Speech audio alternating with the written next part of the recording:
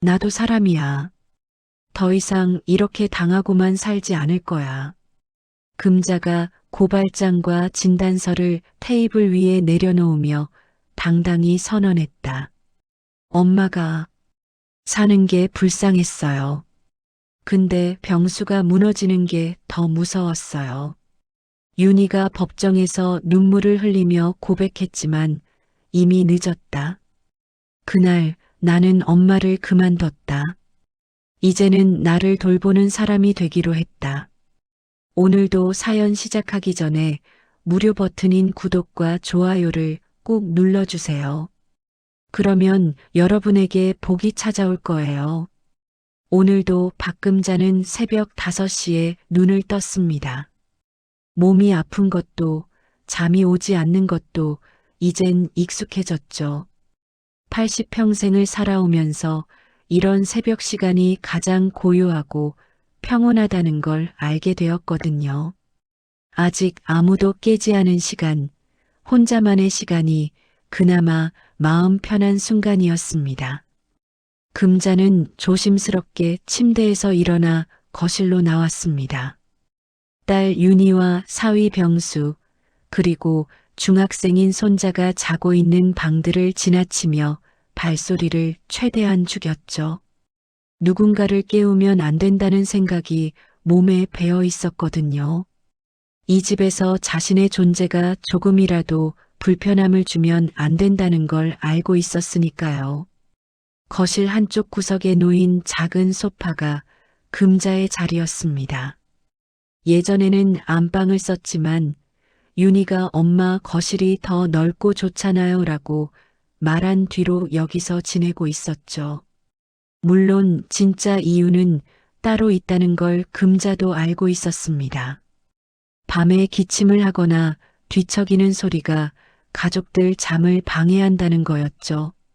창문 너머로 보이는 아파트 단지는 아직 어둠에 잠겨 있었습니다. 가끔 일찍 출근하는 사람들의 차 소리가 들려왔지만 대부분은 고요했죠. 금자는 이런 시간을 좋아했습니다. 아무에게도 눈치 보지 않고 아무에게도 미안해하지 않아도 되는 시간이었거든요. 항암 치료를 받은 지 벌써 4번째였습니다. 처음엔 무서웠죠. 암이라는 진단을 받았을 때 세상이 무너지는 것 같았거든요. 하지만 이제는 그런 감정도 무뎌졌습니다.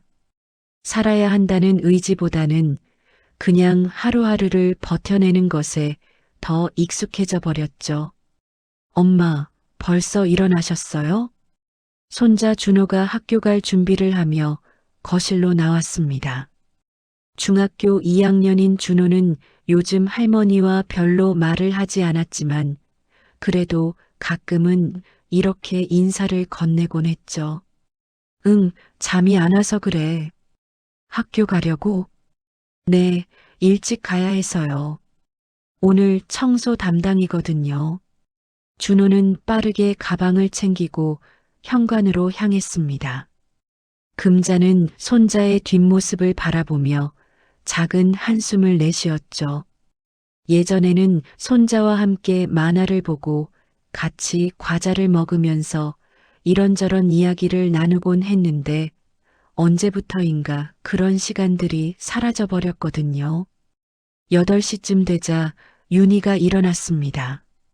미용실 원장인 윤희는 항상 단정하게 옷을 차려입고 나왔죠. 오늘도 어김없이 정장 차림에 머리까지 완벽하게 스타일링을 한 모습이었습니다. 엄마, 아침은 드셨어요? 아직이야. 너부터 먹어라. 엄마도 같이 드세요. 오늘 병원 가는 날 아니에요? 윤희의 목소리에는 걱정이 섞여 있었습니다. 하지만 그 걱정이 진심인지 아니면 그냥 딸로서의 의무감인지 금자는 구분하기 어려웠죠. 요즘 들어 윤희의 표정을 읽는 게 힘들어졌거든요. 병수는 어디 갔어? 아, 아빠는 새벽에 나가셨어요. 현장 일이 있다고 하시면서요. 병수는 건설업을 하고 있었습니다. 겉으로 보기에는 제법 성공한 사업가 같았죠. 고급 승용차를 타고 다니고 옷차림도 말끔했거든요. 윤희도 동네에서 잘 나가는 미용실을 운영하고 있었고 이 집도 제법 괜찮은 아파트였습니다. 하지만 금자는 요즘 뭔가 이상하다는 걸 느끼고 있었습니다. 병수의 표정이 예전과 달라졌거든요. 짜증을 내는 일이 많아졌고 윤희도 남편 눈치를 보는 것 같았죠. 그리고 무엇보다 자신을 대하는 태도가 조금씩 달라지고 있다는 걸 감지했습니다. 엄마, 병원은 택시 타고 가세요. 오늘 미용실에 예약이 많아서 모시고 갈 수가 없을 것 같아요. 그래, 알겠다. 혼자 갈 수 있어. 금자는 아무렇지 않다는 듯 대답했지만 속으로는 조금 서운했습니다. 예전에는 병원 갈 때마다 윤희가 함께 가주곤 했거든요. 의사 선생님 말씀도 같이 듣고 처방전도 같이 받고 그랬는데 언제부터인가 그런 일들을 혼자 처리하게 되었죠. 점심시간이 되자 금자는 혼자 간단하게 식사를 했습니다. 냉장고에 있던 반찬들로 대충 한 끼를 때웠죠. 예전에는 온 가족이 함께 식사를 하곤 했는데 요즘은 각자 따로 먹는 일이 많아졌습니다. 오후에 병원에 갔다 돌아온 금자는 거실 소파에 앉아 창밖을 바라보았습니다. 항암 치료를 받고 나면 항상 이렇게 피곤했거든요. 몸도 무겁고 머리도 어지러웠죠. 하지만 이런 상황을 가족들에게 말하기가 어려웠습니다. 괜히 걱정을 끼치고 싶지 않았거든요. 저녁 무렵 병수가 집에 돌아왔습니다. 평소와 달리 표정이 좋지 않았죠. 무언가 고민이 있는 것 같았지만 금자는 굳이 묻지 않았습니다. 요즘 병수에게 말을 걸면 대답이 시큰둥했거든요. 엄마, 저녁 드세요. 윤희가 식탁을 차리며 금자를 불렀습니다. 온 가족이 함께 앉은 식탁이었지만 대화는 많지 않았죠. 준호는 스마트폰을 보느라 바빴고 병수는 뉴스를 보며 식사를 했습니다.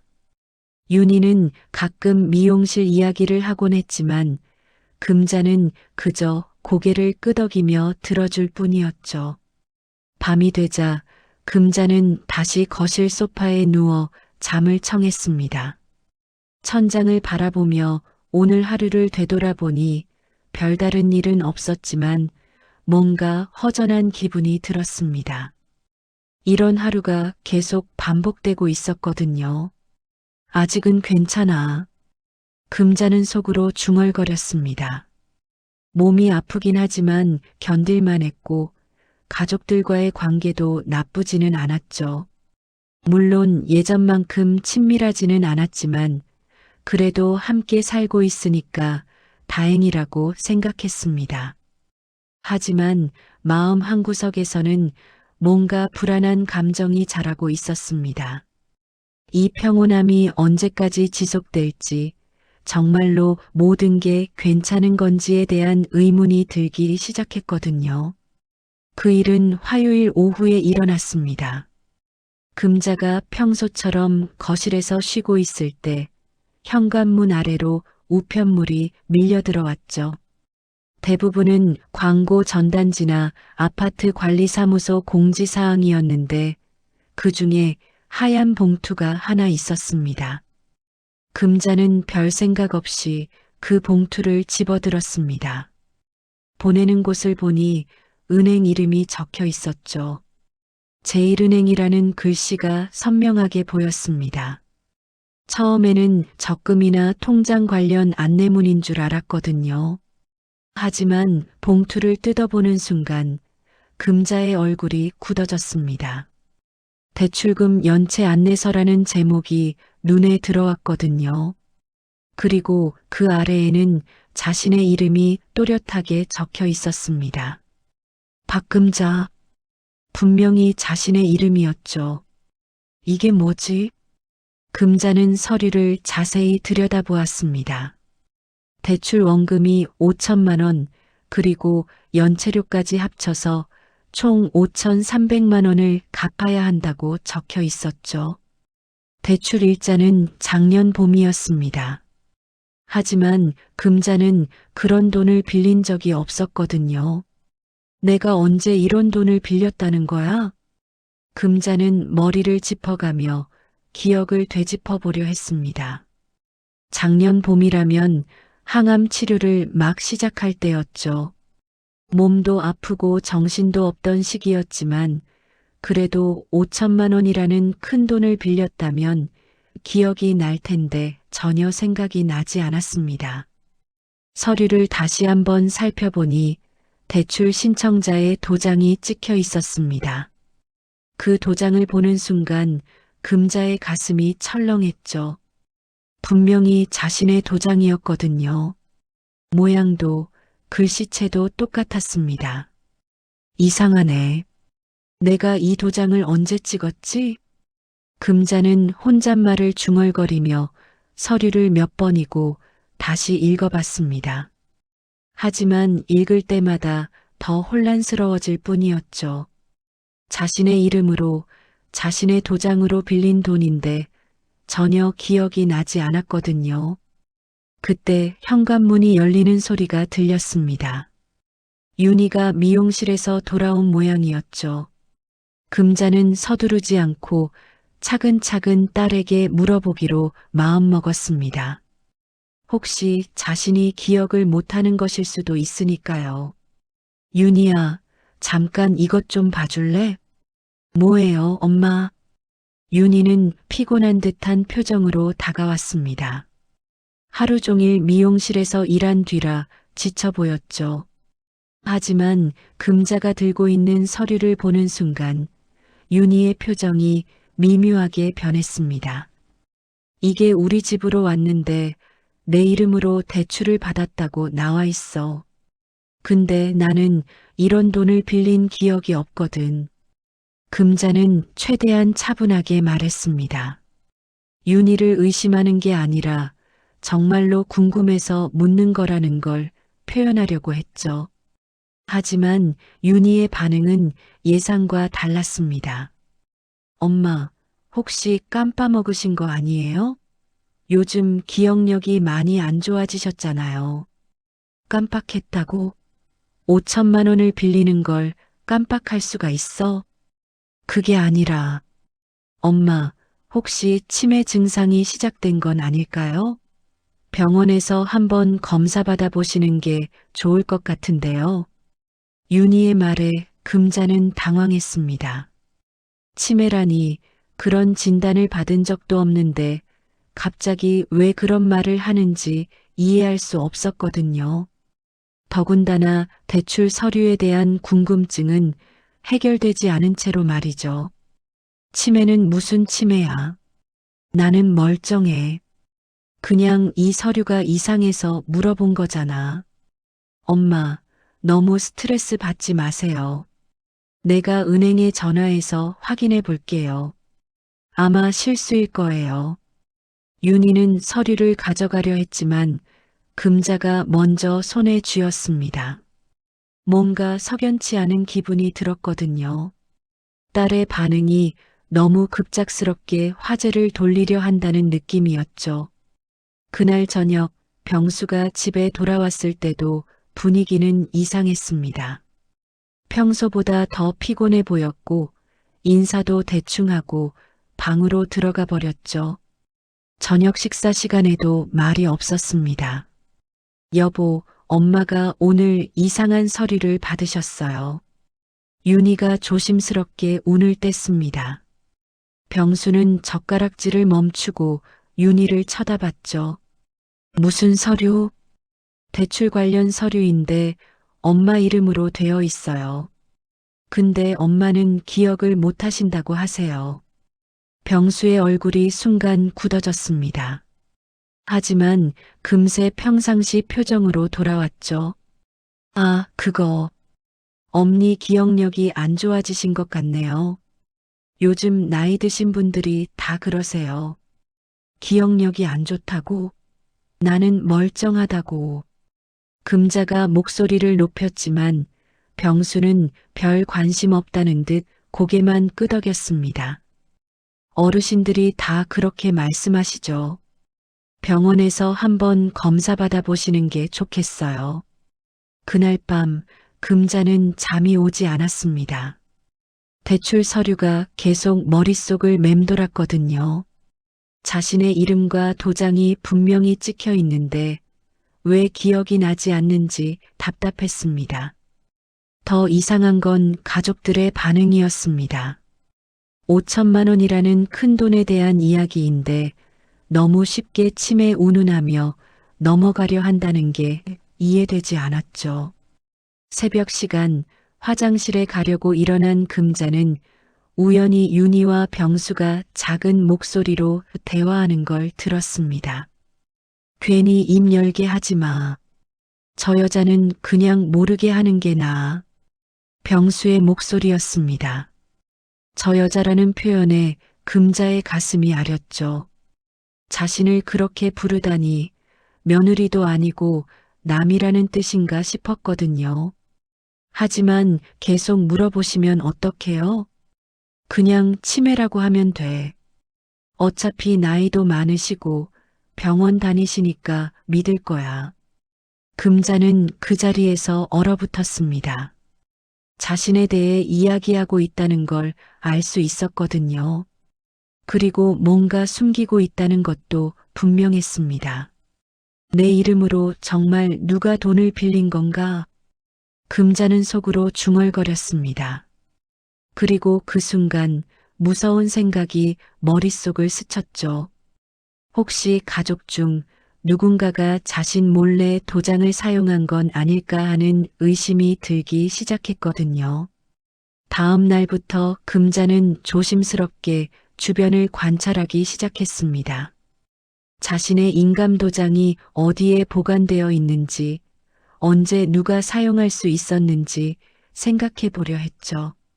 그리고 점점 이 집에서 자신이 단순한 불편한 존재가 되어가고 있다는 걸 느끼기 시작했습니다. 며칠이 지나면서 금자는 집안의 분위기가 미묘하게 변해가고 있다는 걸 느꼈습니다. 예전에는 함께 저녁을 먹곤 했는데 요즘은 혼자 먹는 날이 많아졌거든요. 윤희는 미용실이 바빠서라고 했지만 진짜 이유는 따로 있는 것 같았습니다. 엄마, 오늘 병원 혼자 가실 수 있죠? 윤희가 아침에 물었습니다. 항암 치료받는 날이었는데 예전 같으면 함께 가주곤 했었죠. 하지만 대출 서류건 이후로는 이런 일이 반복되고 있었습니다. 그래, 혼자 갈 수 있어.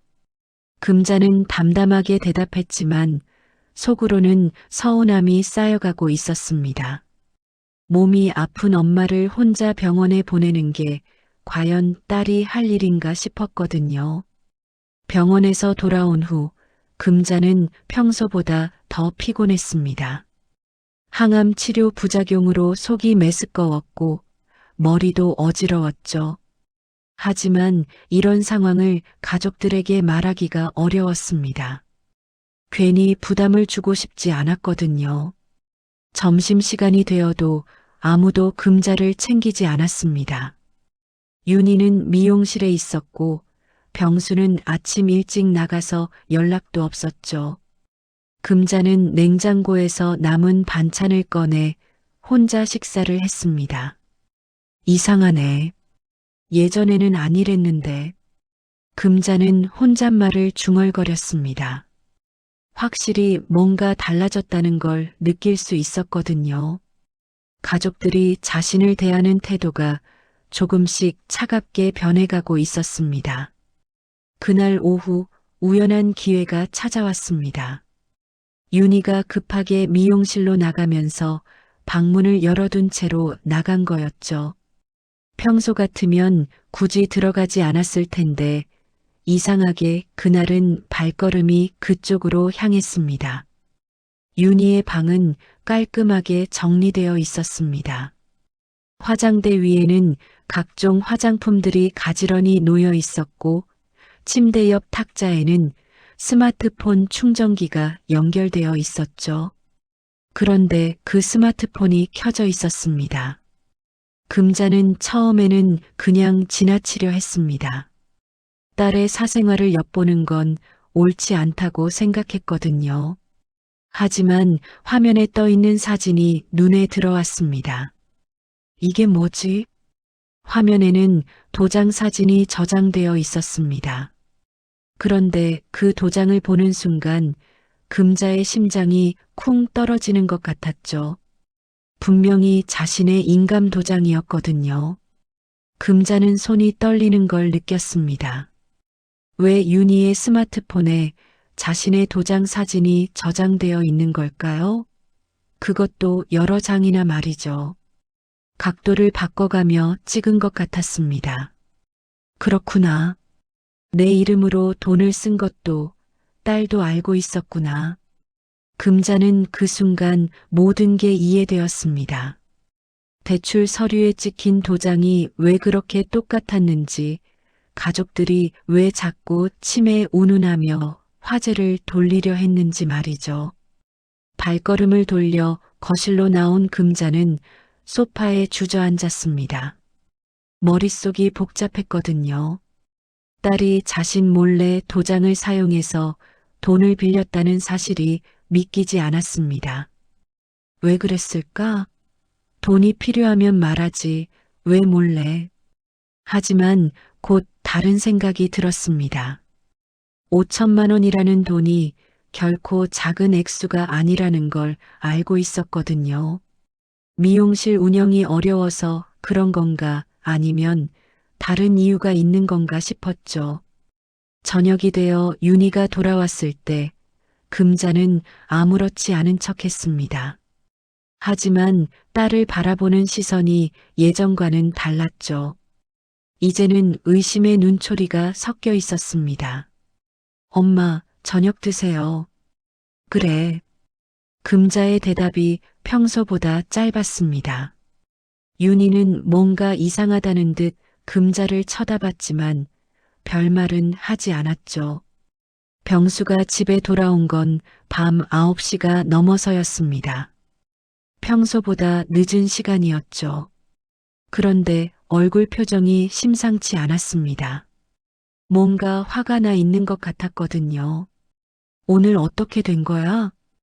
윤희가 조심스럽게 물었습니다. 별일 아니야. 그냥 일이 좀 복잡해서. 병수는 대충 둘러댔지만 금자는 그의 표정에서 뭔가 심각한 문제가 있다는 걸 느꼈습니다. 예전 같으면 별 관심 없었을 텐데 이제는 이 집의 모든 일이 의심스러웠거든요. 그날 밤 금자는 다시 한번 화장실에 가는 척하며 윤희와 병수의 대화를 엿들었습니다.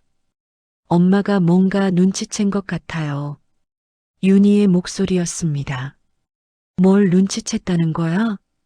모르겠어요. 그냥 느낌이 그래요. 오늘 하루 종일 저를 이상하게 쳐다보시더라고요. 괜히 의심받을 짓은 하지 마. 지금 상황이 얼마나 위험한지 알아? 병수의 목소리에는 짜증이 섞여 있었습니다. 위험하다는 게 무슨 뜻이에요? 사업이 완전히 망했어.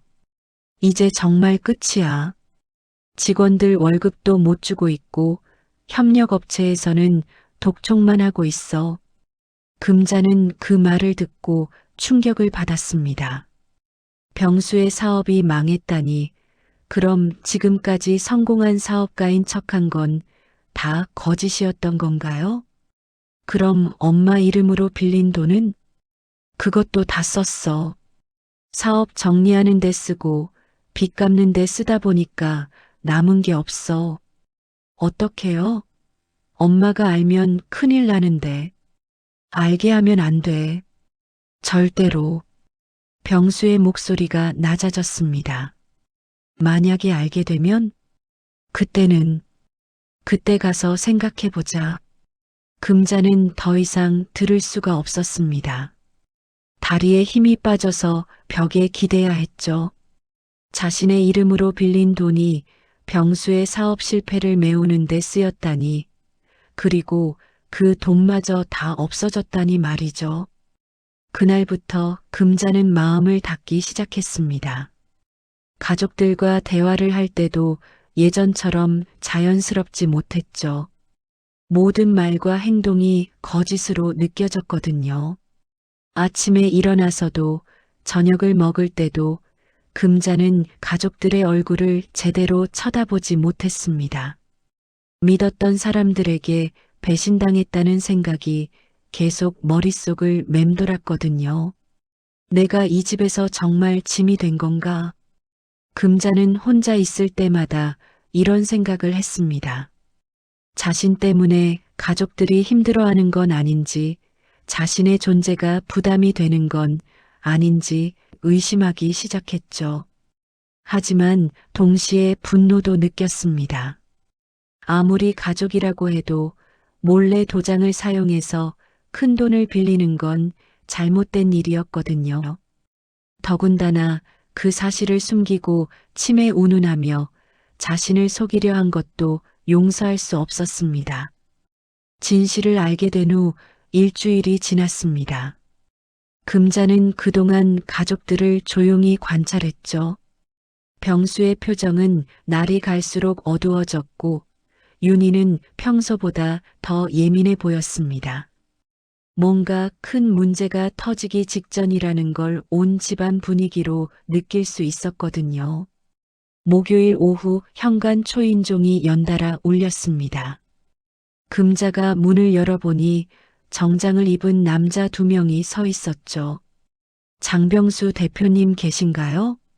지금 안 계시는데요. 그럼 언제 들어오시는지 아시나요? 저희 건설업체 직원들인데 밀린 월급 때문에 왔습니다. 금자는 그들의 표정에서 절박함을 읽을 수 있었습니다. 몇 달째 월급을 못 받았다는 이야기, 가족들 생계가 어렵다는 이야기를 들으니 마음이 아팠죠. 죄송합니다. 제가 연락해 드릴게요.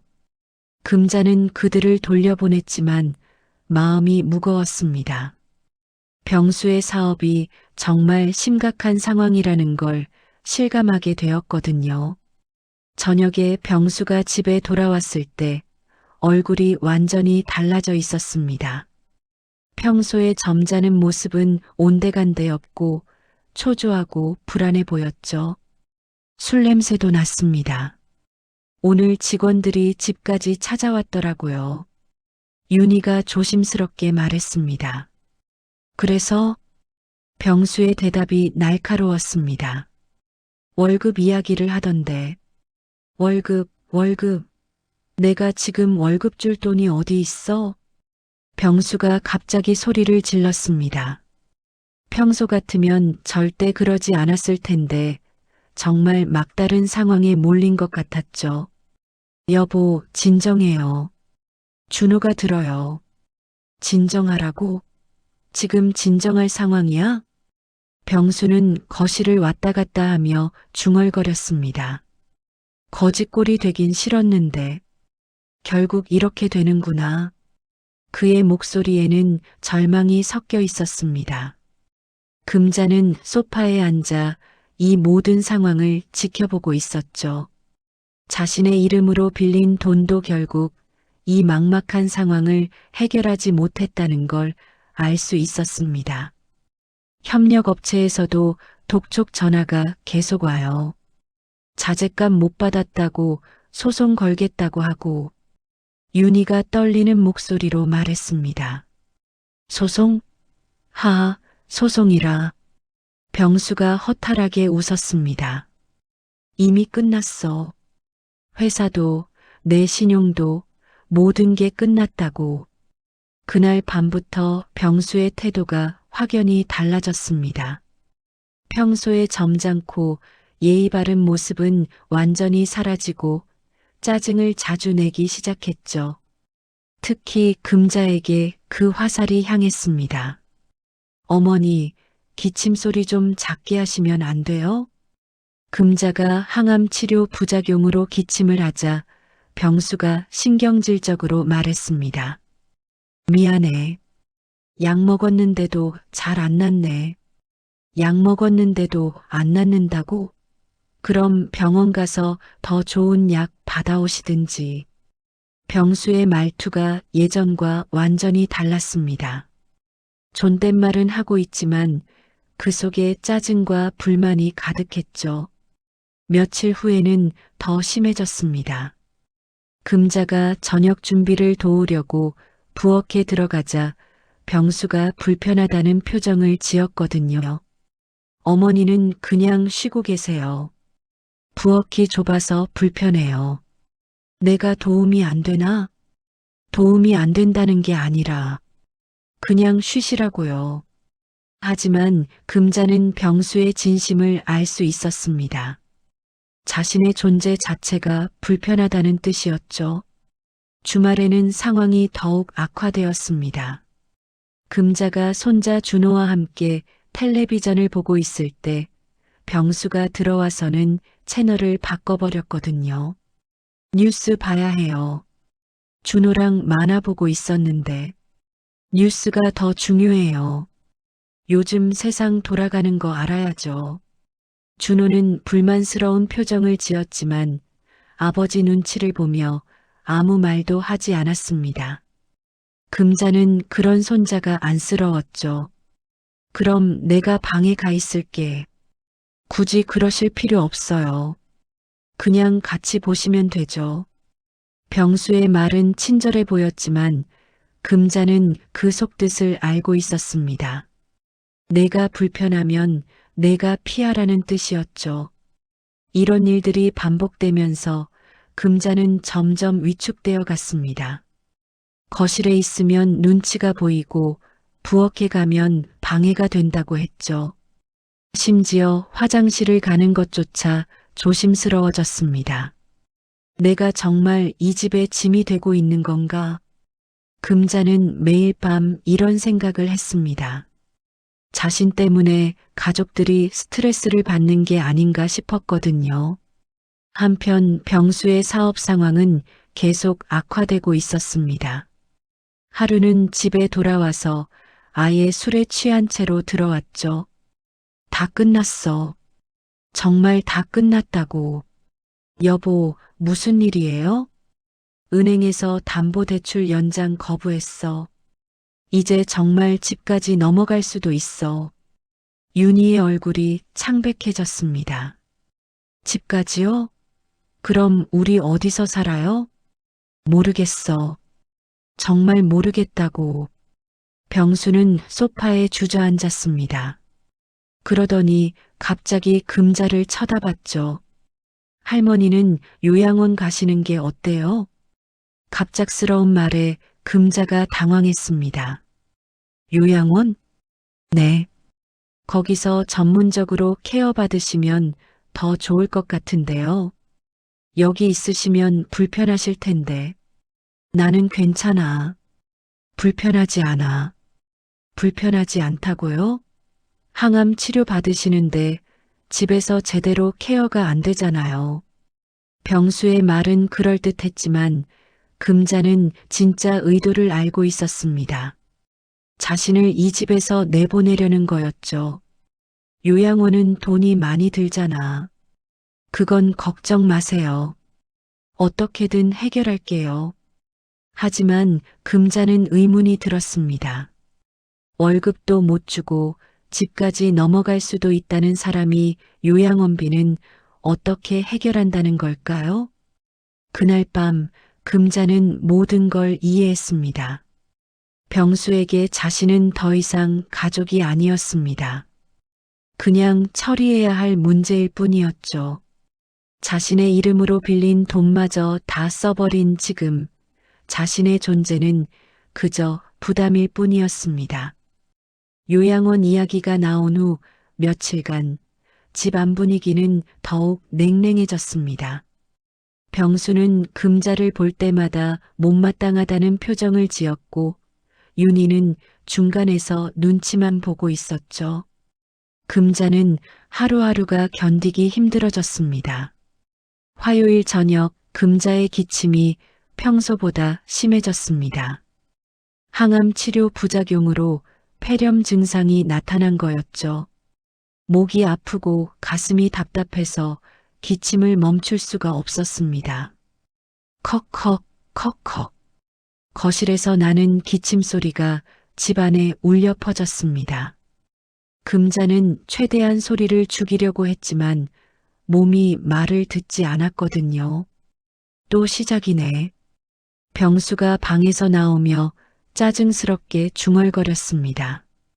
요즘 들어 금자의 모든 행동이 거슬린다는 듯한 표정이었죠. 미안해. 약 먹었는데도 잘 안 낫네. 금자가 조심스럽게 사과했지만 병수의 표정은 더욱 일그러졌습니다. 약 먹었는데도 안 낫는다고? 그럼 병원 가서 뭐 하세요? 병원에서는 이런 증상이 나타날 수 있다고 했어. 항암 치료 부작용이라고. 항암 치료. 그것만 하면 다 되는 줄 아세요? 병수의 목소리가 점점 커졌습니다. 평소 같으면 이렇게 대놓고 화를 내지 않았을 텐데 요즘은 참을성이 완전히 바닥난 상태였죠. 사람 숨막히게 하네.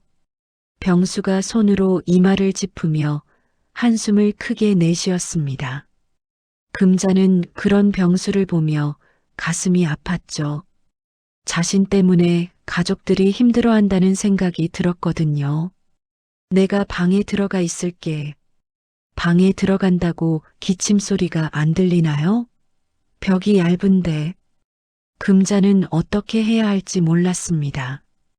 기침은 자신이 원해서 하는 게 아닌데 계속 눈치를 받으니 숨이 막힐 것 같았거든요. 그럼 어떻게 하면 좋겠어? 금자가 조심스럽게 물었습니다. 진짜로 해결책을 찾고 싶었죠. 요양원 가시면 전문 의료진이 제대로 케어해 줄 텐데요. 여기서는 한계가 있잖아요. 또 요양원 이야기였습니다.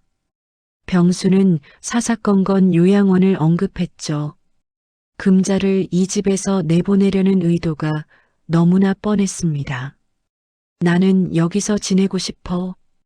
가족들과 함께 있고 싶다고. 가족들과 함께 있고 싶다고요? 병수가 비웃는 듯한 표정을 지었습니다. 어머니가 여기 있으면 우리가 편할 것 같아요? 솔직히 말해서 다들 불편해하고 있어요. 불편하다고? 네, 불편해요. 밤에 기침 소리 때문에 잠도 못 자고 병원 모시고 다니는 것도 힘들고 병수의 말이 점점 직설적으로 변했습니다. 더 이상 예의를 지킬 생각이 없는 것 같았죠. 그럼 내가 여기서 짐이 된다는 거야? 금자의 목소리가 떨렸습니다. 가장 듣고 싶지 않았던 말을 직접 확인하게 된 거였죠. 짐이라고 말하는 건 아니지만 솔직히 부담이긴 해요. 그 순간 금자의 가슴이 무너져 내리는 것 같았습니다. 그동안 혼자서만 생각했던 것들이 현실로 드러난 거였죠. 부담이라. 네, 부담이에요.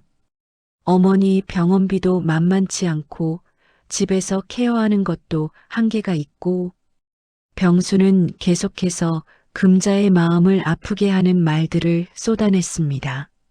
마치 그동안 참았던 모든 불만을 한꺼번에 터뜨리는 것 같았죠.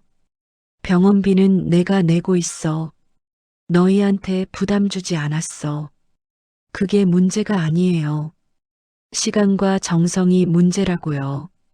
시간과 정성? 네. 윤희가 병원 모시고 다니느라 미용실 일에 차질이 생기고 나도 신경 쓸 일이 많아지고 금자는 더 이상 들을 수가 없었습니다. 자신이 사랑한다고 생각했던 가족들에게 이런 소리를 듣게 될 줄은 꿈에도 몰랐거든요. 그럼 나를 어떻게 하고 싶다는 거야? 요양원에서 전문적인 케어를 받으시는 게 어머니한테도 좋고 우리한테도 좋을 것 같아요. 요양원에 보내고 싶다는 거구나. 금자의 목소리가 차갑게 변했습니다. 더 이상 참을 수가 없었거든요. 보낸다는 표현은 좀 그렇고 더 나은 환경으로 모시는 거죠. 더 나은 환경이라. 그때 병수가 갑자기 일어섰습니다. 술 냄새가 더 진해진 것 같았죠. 솔직히 말할게요. 지금 우리 상황이 얼마나 어려운지 아세요? 상황이 어렵다고? 사업 망했어요. 완전히 끝났다고요. 이제 이 집도 넘어갈 수도 있어요. 병수가 소리를 지르기 시작했습니다. 그런데 어머니 케어까지 신경 쓸 여유가 어디 있어요? 우리도 살기 힘들어요. 그래서 나를 내보내려는 거야? 내보낸다는 게 아니라. 아, 답답해. 병수가 머리를 감싸 쥐었습니다. 그러더니 갑자기 금자를 향해 다가왔죠. 어머니는 정말 모르시는군요. 지금 상황이 얼마나 심각한지. 뭘 모른다는 거야? 어머니 이름으로 빌린 돈, 그것도 다 알고 계시면서 왜 모른 척 하세요? 순간 정적이 흘렀습니다. 병수가 실수로 말해버린 거였죠. 내 이름으로 빌린 돈? 아, 그게. 병수가 당황하며 말을 흐렸습니다. 내 이름으로 돈을 빌렸다는 게 무슨 뜻이야? 금자가 일어서며 물었습니다. 비록 이미 알고 있는 사실이었지만 직접 확인하고 싶었거든요. 그건 나중에 설명할게요. 나중에가 아니라 지금 말해. 금자의 목소리가 커졌습니다. 어머니 도장으로 대출받은 거예요. 사업 자금이 필요해서. 병수가 결국 진실을 털어놓았습니다. 내 허락도 없이? 허락 받으려고 했는데 상황이 급해서. 거짓말하지 마. 나 몰래 한 거잖아. 어머니도 가족인데 가족 돕는 게 당연한 거 아니에요? 병수의 억지 논리에 금자가 화가 치밀어 올랐습니다. 가족이면 몰래 하나? 가족이면 속여도 되나? 속인 게 아니라. 그럼 뭐야? 내 이름으로 5천만 원을 빌리고도 나한테 말 안 한 게 속인 게 아니라고? 병수의 얼굴이 붉어졌습니다. 술과 분노가 섞인 표정이었죠. 지금 따지고 있을 때가 아니에요. 우리 모두 죽게 생겼는데. 그래도 내 돈이잖아. 어머니 돈? 어머니가 뭘 해서 번 돈이라고. 병수가 완전히 이성을 잃었습니다. 평생 남의 집 청소나 하고 살던 사람이 무슨 돈이 있다고. 그 순간 병수가 탁자 위에 있던 컵을 탁 내리쳤습니다. 컵이 바닥에 떨어져 깨지는 소리가 크게 울렸죠. 여보. 윤희가 놀라서 소리쳤지만 병수는 멈추지 않았습니다. 이 집도 이 노인도 다 내 목줄이야. 병수가 금자 앞으로 다가왔습니다. 그리고 화가 난 채로 금자의 어깨를 거칠게 밀었죠. 아, 금자가 균형을 잃고 뒤로 넘어졌습니다. 바닥에 떨어지면서 팔목을 크게 부딪혔죠. 깨진 컵 조각이 손등에 상처를 냈습니다. 엄마. 윤희가 달려오는 듯 했지만 금자가 고개를 들어보니 윤희는 그냥 서 있었습니다. 도와주러 오는 게 아니라 그저 고개를 돌리고 있었죠. 내 딸, 나를 못 본 척했다. 금자는 바닥에 엎어진 채로 생각했습니다. 사위에게 밀려 넘어진 엄마를 외면하는 딸의 모습을 보며 모든 희망이 사라지는 걸 느꼈죠. 그날 밤 금자는 잠을 이룰 수 없었습니다.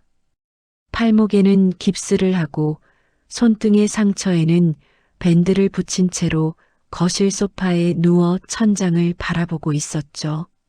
몸의 아픔보다 마음의 상처가 더 깊었습니다. 윤희가 나중에 와서 상처를 치료해 주긴 했지만 그때도 별말이 없었습니다. 그저 괜찮으세요? 라고 한마디 물어볼 뿐이었죠. 사과는 없었습니다. 병수가 잘못했다는 말도 없었고요. 내 딸이 나를 외면했다. 이 사실이 금자에게는 가장 큰 충격이었습니다. 아무리 사위와의 관계가 중요하다 해도 엄마가 넘어져 다쳤는데 못 본 척 한다는 게 이해되지 않았거든요. 새벽 5시 금자는 조용히 일어났습니다. 결심을 한 거였죠. 더 이상 이런 식으로 살 수는 없다고 생각했습니다. 나도 사람이야. 이렇게 당하고만 살 수는 없어. 금자는 작은 가방에 필요한 물건들을 챙겼습니다. 신분증, 통장, 도장, 그리고 병원 진료 카드까지. 오늘은 특별한 일을 하기로 마음먹었거든요. 아침 일찍 집을 나선 금자는 가장 먼저 동사무소를 찾았습니다. 깁스를 한 팔목 때문에 걸음이 불편했지만 포기할 수 없었죠. 어르신, 무슨 일로 오셨나요? 친절한 공무원이 물었습니다. 가정폭력 상담 받고 싶어요. 가정폭력이라고 하셨나요? 네. 사위가 저를 밀어서 다쳤어요. 금자는 깁스한 팔목을 보여주며 차근차근 설명했습니다. 어젯밤 일어난 일, 그리고 그동안 당했던 정신적 학대까지 모두 털어놓았죠. 어르신, 우선 경찰서에 신고를 하시는 게 좋겠어요. 그리고 병원에서 진단서도 받으시고요. 진단서요? 네. 상처 부위와 치료 기간이 명시된 진단서가 있어야 나중에 법적 대응을 할 때 도움이 됩니다. 금자는 공무원의 설명을 주의 깊게 들었습니다. 법적 대응이라는 말이 낯설긴 했지만 이제는 제대로 맞서기로 결심했거든요. 그리고 어르신, 혹시 사위분이 어르신 명의로 대출을 받으신 게 맞나요? 네, 맞아요. 제 도장을 몰래 사용해서 5천만 원을 빌렸어요. 그것도 사기에 해당할 수 있어요. 인감도장을 무단 사용한 건 명백한 범죄거든요. 공무원의 말에 금자는 놀랐습니다. 가족 간의 일이라고 생각했는데 법적으로는 범죄에 해당한다는 거였죠. 동사무소에서 나온 금자는 바로 경찰서로 향했습니다. 처음 가보는 곳이라 긴장되긴 했지만 더 이상 물러설 수 없었거든요. 신고하시려는 내용을 자세히 말씀해 주세요. 경찰관이 컴퓨터 앞에 앉아 기다렸습니다. 사위가 저를 밀어서 다쳤습니다. 그리고 제 이름으로 무단 대출도 받았고요. 무단 대출이라고 하시면 제 인감도장을 몰래 사용해서 은행에서 5천만 원을 빌렸어요. 저는 전혀 모르는 사이예요. 경찰관의 표정이 진지해졌습니다. 어르신, 이건 단순한 가정 불화가 아니라 명백한 범죄입니다. 폭행죄와 사기죄에 해당해요. 범죄라고요? 네. 가족이라고 해서 폭력이 용인되는 건 아니거든요. 그리고 인감도장 무단 사용은 더욱 심각한 문제예요. 금자는 그제야 상황의 심각성을 깨달았습니다. 지금까지 가족 간의 문제라고 생각했던 일들이 법적으로는 범죄였던 거죠. 신고 접수하시겠어요? 네, 하겠습니다. 금자의 대답이 확고했습니다. 경찰서에서 나온 후 금자는 병원으로 향했습니다. 진단서를 받기 위해서였죠. 응급실에서 엑스레이를 찍고 의사의 소견을 들었습니다. 손목 인대가 늘어났고 손등 열상이 있네요. 2주 정도 치료가 필요할 것 같습니다. 진단서 발급해 주실 수 있나요? 물론이죠. 어르신, 어떻게 다치신 거예요? 의사가 걱정스럽게 물었습니다. 가정에서 사고가 있었어요. 금자는 자세한 설명은 피했지만 의사는 상황을 눈치챈 것 같았습니다. 어르신, 혹시 도움이 필요하시면 언제든 말씀하세요. 병원에도 상담사가 있거든요. 의사의 따뜻한 말에 금자의 마음이 조금 따뜻해졌습니다. 세상에는 여전히 자신을 걱정해주는 사람들이 있다는 걸 느꼈거든요. 병원에서 나온 금자는 마지막으로 법률상담소를 찾았습니다. 무료 상담이 가능하다는 안내를 받았거든요. 어르신, 상황을 정리해보면 폭행과 사기 두 가지 사건이네요. 변호사가 차분하게 설명했습니다. 폭행은 직접적인 신체적 가해를 당한 것이고, 사기는 인감도장을 무단 사용해서 대출을 받은 겁니다. 그럼 어떻게 해야 하나요? 우선 형사 고발을 하시는 게 좋겠어요. 그리고 민사소송으로 손해배상도 청구하실 수 있고요. 손해배상이요? 네. 무단으로 사용된 대출금 5천만 원에 대한 배상 그리고 정신적 피해에 대한 위자료까지 청구 가능합니다. 변호사의 설명을 들으니 금자는 자신이 얼마나 큰 피해를 당했는지 실감하게 되었습니다. 변호사님, 저는 이제 어떻게 살아야 할까요? 딸 집에서 나와야 하는 건가요? 그건 어르신이 결정하실 문제예요. 하지만 안전이 가장 중요하죠. 혹시 임시거주지가 필요하시면 구청에서 도움을 받으실 수 있어요. 임시거주지요? 네. 가정폭력 피해자를 위한 임시보호시설이 있거든요. 거기서 지내시면서 앞으로의 계획을 세우실 수 있어요. 금자는 그런 제도가 있다는 걸 처음 알았습니다. 혼자서 모든 걸 감당해야 한다고 생각했는데 도움을 받을 수 있는 방법들이 있었던 거죠. 오후 늦게 집으로 돌아온 금자는 완전히 달라져 있었습니다. 아침에 나갈 때의 위축된 모습은 온데간데 없고 당당한 모습이었죠. 엄마, 어디 다녀오셨어요? 윤희가 금자의 달라진 모습을 보며 어색하게 물었습니다. 할 일이 있어서 다녀왔어. 무슨 일이요? 나를 위한 일이야. 금자의 대답이 간결했습니다. 더 이상 가족들 눈치를 보며 사는 사람이 아니었거든요.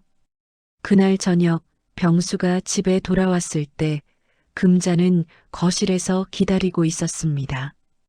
손에는 여러 서류들을 들고 있었죠. 무슨 서류세요? 병수가 의아하게 물었습니다. 당신이 알아야 할 서류들이야. 금자가 서류를 테이블 위에 내려놓았습니다. 고발장, 진단서, 그리고 법률 상담 결과서였죠. 이게 뭐예요? 당신을 고발했어. 폭행죄와 사기죄로. 병수의 얼굴이 순간 하얗게 변했습니다. 할머니, 농담이시죠? 농담 아니야. 진짜로 고발했어. 금자의 목소리에는 더 이상 두려움이 없었습니다. 이제는 자신을 지킬 준비가 되어 있었거든요. 그리고 말해둘 게 있어.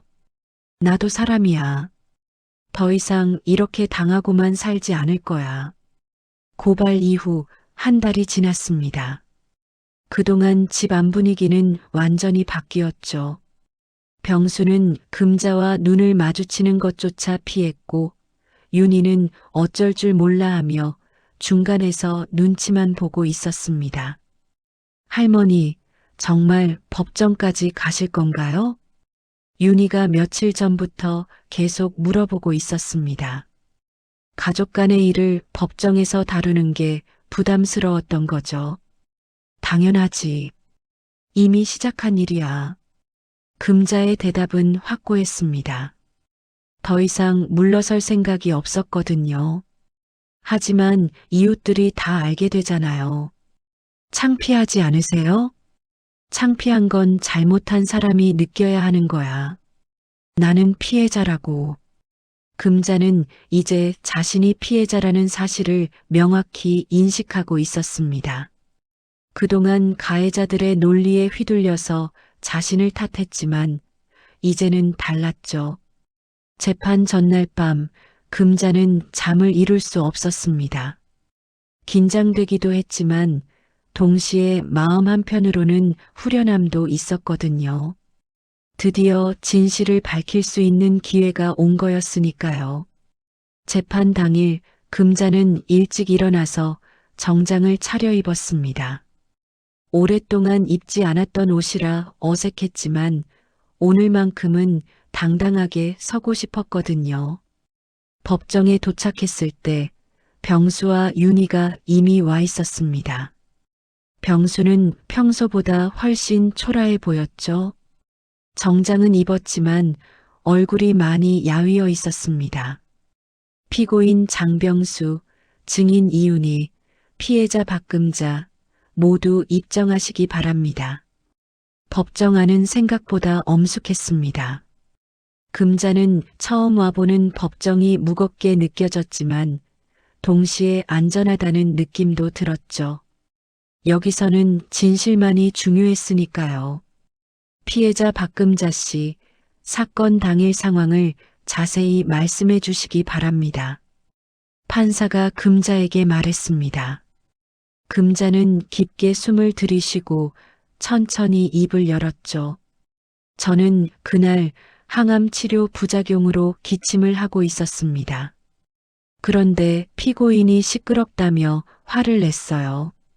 금자의 목소리는 떨렸지만 분명했습니다.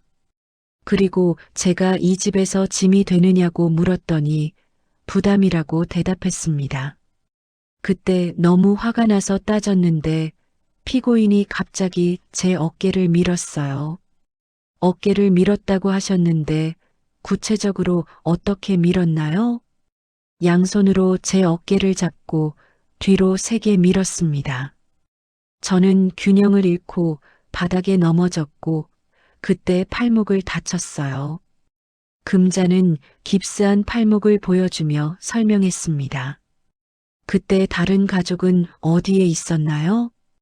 딸 윤희가 옆에 있었습니다. 하지만 저를 도와주지 않았어요. 금자의 목소리가 작아졌습니다. 이 부분이 가장 아팠거든요. 도와주지 않았다는 게 어떤 의미인가요? 제가 넘어져서 다쳤는데도 그냥 고개를 돌리고 외면했어요.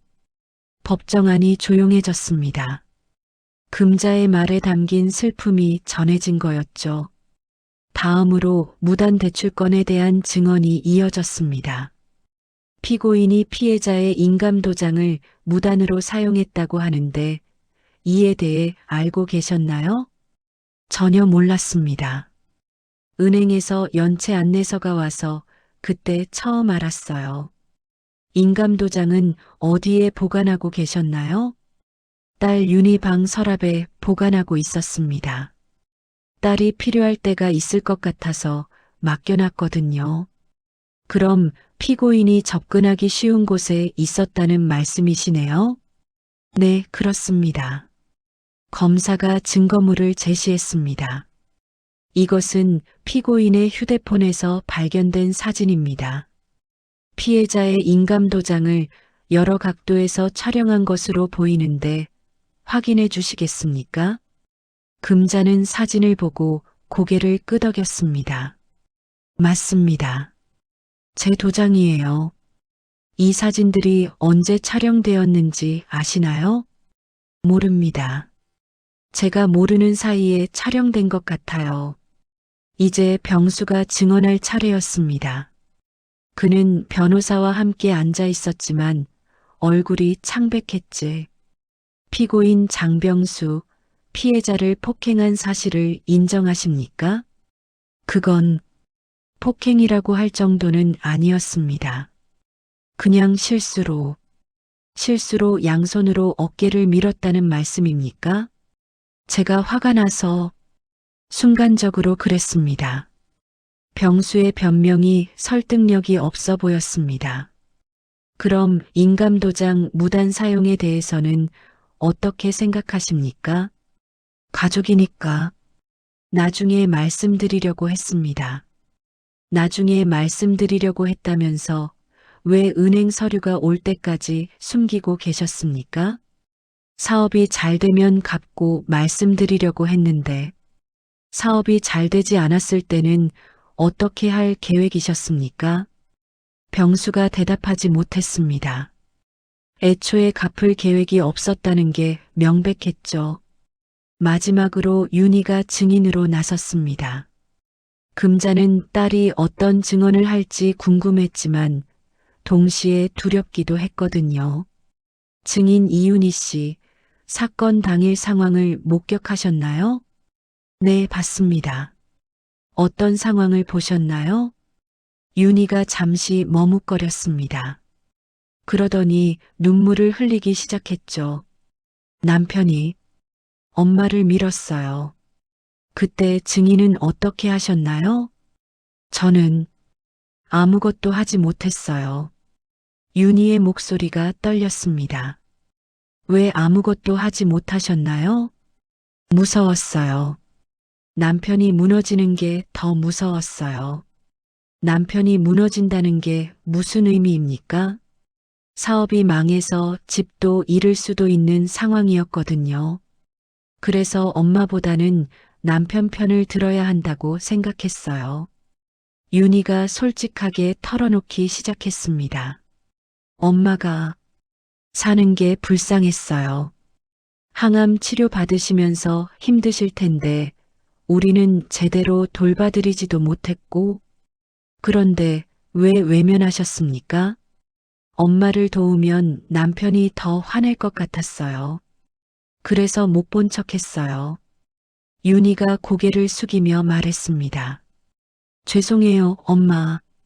정말 죄송해요. 법정안이 정적에 휩싸였습니다. 윤희의 눈물 섞인 고백이 모든 사람의 마음을 무겁게 했죠. 금자는 딸의 증언을 들으며 복잡한 감정을 느꼈습니다. 화가 나기도 했지만 한편으로는 딸도 어려운 상황에 놓여 있었다는 걸 이해하게 되었거든요. 피해자 박금자 씨, 마지막으로 하고 싶은 말씀이 있으십니까? 판사가 물었습니다. 금자는 잠시 생각하다가 천천히 입을 열었죠. 저는 80년을 살면서 가족이 가장 소중하다고 믿어왔습니다. 하지만 가족이라고 해서 서로를 함부로 대해도 되는 건 아니라는 걸 이제야 깨달았어요. 금자의 목소리에는 슬픔과 동시에 단단함이 있었습니다. 저도 사람입니다. 존중받을 권리가 있어요. 이제는 그걸 지키며 살고 싶습니다. 재판이 끝난 후 법정 밖에서 세 사람은 어색하게 마주섰습니다. 한동안 아무도 말을 하지 않았죠. 엄마, 윤희가 먼저 입을 열었습니다. 이제 됐어. 할 말은 법정에서 다 했잖아. 금자가 담담하게 대답했습니다. 더 이상 상처받을 필요도 미워할 필요도 없다는 듯한 표정이었다. 병수는 집행유예를 선고받았고 무단 대출에 대한 손해배상도 명령받았죠. 하지만 금자에게 가장 중요한 건 법적 판결이 아니었습니다. 자신의 존재 가치를 되찾은 것이었거든요. 판결이 나온 다음 주 금자는 짐을 쌌습니다. 크지 않은 캐리어 하나에 평생의 소지품을 담았죠. 많지 않았습니다. 옷 몇 벌과 사진 몇 장, 그리고 항암 치료 관련 서류들이 전부였거든요. 엄마, 정말 나가시는 거예요? 윤희가 마지막까지 붙들어 보려 했습니다. 하지만 금자의 마음은 이미 정해져 있었죠. 그래, 이제 내 길을 가려고 해. 어디서 사실 건데요? 혼자 사시기 힘드실 텐데. 걱정하지 마. 다 계획이 있어. 금자는 이미 구청의 도움을 받아 임대 아파트를 얻었습니다. 작지만 깨끗한 원룸이었죠. 무엇보다 아무에게도 눈치 보지 않고 살 수 있는 공간이었습니다. 엄마, 저희가 잘못했어요. 한 번만 더 기회를 주세요. 윤희가 울먹이며 말했지만 금자는 흔들리지 않았습니다. 기회는 이미 충분히 줬어. 이제는 내가 나를 위해 살 시간이야. 택시가 도착했습니다. 기사가 짐을 실어주는 동안 금자는 마지막으로 이 집을 둘러보았죠. 3년간 살았던 곳이었지만 아쉬움보다는 홀가분함이 더 컸습니다. 할머니, 준호가 학교에서 돌아와 금자를 불렀습니다. 중학생인 손자는 그동안의 일들을 다 이해하지는 못했지만 할머니가 떠난다는 건 알고 있었죠. 준호야, 할머니 전화번호야. 언제든 연락해. 금자가 종이에 적은 번호를 준호에게 건네줬습니다. 할머니, 보고 싶으면 만나러 가도 돼요? 물론이지. 할머니가 맛있는 밥 해줄게. 준호의 눈에 눈물이 맺혔습니다. 비록 어린 나이지만 할머니가 왜 떠나야 하는지 어렴풋이 느끼고 있었거든요. 새로운 집에 도착한 금자는 천천히 짐을 풀었습니다. 물건이 많지 않아서 금세 정리가 끝났죠. 가구도 기본적인 것들만 있었지만 오히려 깔끔해서 좋았습니다. 그날 밤 혼자서 맞는 첫 저녁이었습니다. 간단하게 라면을 끓여 먹으면서 창밖을 바라봤죠. 작은 아파트 단지였지만 조용하고 평화로웠습니다. 이제 정말 새로운 시작이구나. 금자는 혼잣말을 중얼거렸습니다. 두렵기도 했지만 동시에 설레기도 했거든요. 80년을 살아오면서 처음으로 완전히 자신만의 공간을 갖게 된 거였으니까요. 다음 날부터 금자는 새로운 일상을 시작했습니다. 아침에 일어나서 가벼운 운동을 하고 병원에 가서 치료받고 오후에는 동네를 산책했죠. 누구의 눈치도 보지 않는 하루하루였습니다. 일주일 후 우연히 동네 복지관을 지나다가 자원봉사 모집 포스터를 보게 되었습니다. 독거노인 식사 도움이라는 제목이 눈에 들어왔죠. 저도 할 수 있을까요? 복지관 직원에게 물어봤습니다. 물론이죠. 어르신도 연세가 있으시지만 건강하시면 충분히 가능해요. 저도 항암 치료 중인데 괜찮을까요? 치료 일정에 맞춰서 하시면 돼요. 무리하지 마시고요. 그렇게 금자는 자원봉사를 시작하게 되었습니다. 자신보다 더 외로운 노인들에게 따뜻한 식사를 대접하는 일이었죠. 첫 봉사날 금자는 85살 할아버지의 집을 방문했습니다. 혼자 사시는 분이었는데 거동이 불편해서 제대로 된 식사를 하지 못하고 계셨죠. 어머니, 고맙습니다. 이렇게 따뜻한 밥을 먹어본 게 언제였는지 할아버지의 감사 인사에 금자의 마음이 따뜻해졌습니다. 누군가에게 도움이 되고 있다는 느낌이 들었거든요. 천만에요. 제가 더 보람을 느끼는걸요. 정말 그랬습니다. 다른 사람을 돌보면서 금자는 자신의 존재 의미를 새롭게 발견하고 있었거든요. 한 달 후 윤희가 전화를 걸어왔습니다. 엄마, 어떻게 지내세요? 잘 지내고 있어. 너는 어때? 저희도 그럭저럭요. 엄마 보고 싶어요. 윤희의 목소리에 그리움이 섞여 있었습니다. 보고 싶으면 놀러와. 내가 맛있는 거 해줄게. 정말요? 그럼 이번 주말에 갈게요. 며칠 후 윤희가 준호와 함께 찾아왔습니다. 병수는 오지 않았죠. 아직 서로 얼굴을 마주하기 어려웠을 거였습니다. 엄마, 여기 정말 좋네요. 깨끗하고. 그치? 작지만 내 공간이야. 금자는 딸과 손자를 위해 정성껏 식사를 준비했습니다. 예전처럼 눈치 보며 하는 게 아니라 진심으로 대접하고 싶어서 하는 거였죠. 할머니, 여기서 혼자 안 무서워요? 준호가 걱정스럽게 물었습니다. 전혀 안 무서워. 오히려 편해. 왜요? 아무도 할머니한테 나쁜 말 안 하거든.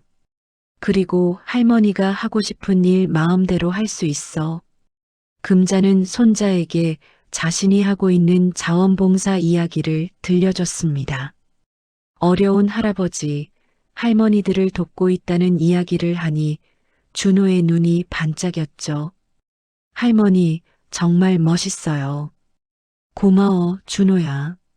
식사를 마치고 윤희가 설거지를 도우려 했지만 금자가 정중히 거절했습니다. 됐어. 내가 할게. 엄마, 저희가 도와드려야죠. 이제는 내 일은 내가 해.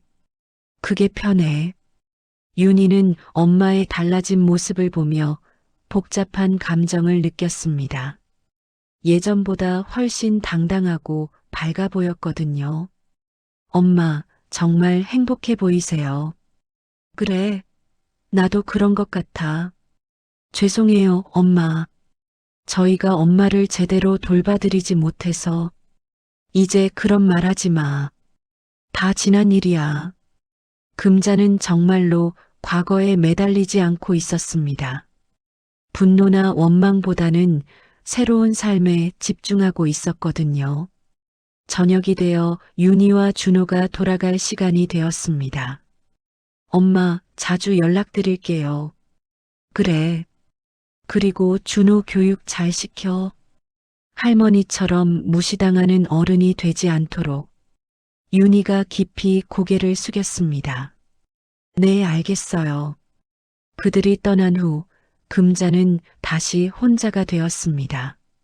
하지만 외롭지 않았죠. 오히려 평온했습니다. 창밖을 바라보며 금자는 지난 날을 되돌아봤습니다.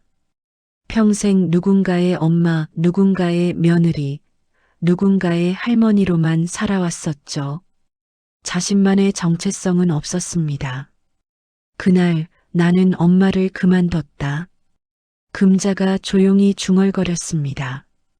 이제는 나를 돌보는 사람이 되기로 했다. 그 순간 금자의 얼굴에 평화로운 미소가 떠올랐습니다. 80년을 살아온 인생에서 가장 자유로운 순간이었거든요. 핸드폰이 울렸습니다. 복지관에서 온 전화였죠. 할머니, 내일 봉사 나오실 수 있으세요? 혼자 사시는 할머니가 많이 외로워하시는데. 네, 갈게요. 몇 시에 가면 될까요? 금자는 기꺼이 대답했습니다. 이제 자신의 삶은 다른 사람을 위해서가 아니라 자신이 원하는 방식으로 살아갈 수 있었거든요. 그날 밤 금자는 깊은 잠에 들었습니다. 오랜만에 평안한 잠이었죠. 꿈속에서도 미소를 짓고 있었습니다. 폭력은 핏줄도 변명도 필요 없습니다. 모른 척한 사랑보다 차라리 낯선 정의가 따뜻합니다. 그리고 때로는 가족이라는 이름으로 자신을 잃어버리기보다 혼자라도 당당하게 사는 것이 더 소중한 선택일 수 있습니다. 오늘 이야기 어떠셨나요? 마음에 드셨다면 구독과 좋아요를 눌러주시면 저에게 큰 힘이 됩니다.